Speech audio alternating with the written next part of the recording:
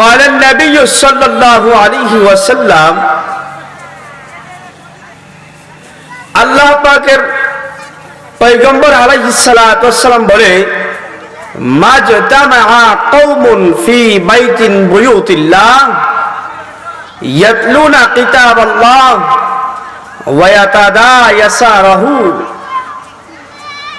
যে কোনো কওম এবং কোন জাতি যদি আল্লাহ পাকের কিতাব নিয়ে মুসা করার জন্য বসে, দাউর করার জন্য বসে,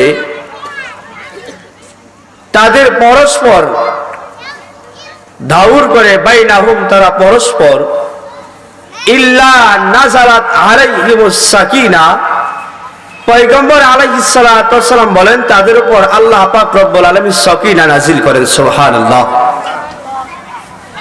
ওয়া গাশিয়াতহুমুর রাহমা, সকিনা নাজিল করে শুধু এটাই না, বরং রহমতও বর্ষণ করে। সুবহানাল্লাহ।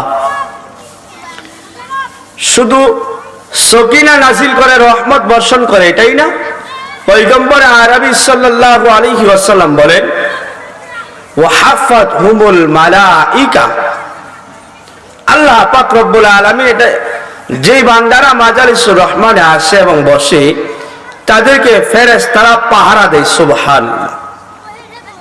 ওয়া যাকারাহুমুল্লাহু ফীমান ইনদাহু, এবং আল্লাহ পাক রব্বুল আলামিন রব্বে কাবা স্বয়ং আল্লাহ জাল্লা শানুহু আম্মা নাওয়ালুহু নিজে ফেরেশতাদের মজলিসে ঘোষণা করেন আপনি আমার প্রশংসা।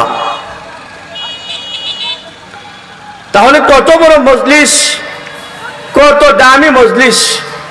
আল্লাহ পাক রব্বুল আলামিন এই মজলিসে সকিনা বর্ষণ করেন, রহমত নাজিল করেন, ফেরেশতাদের হেফাজতে বান্দাদেরকে দিয়ে দেন।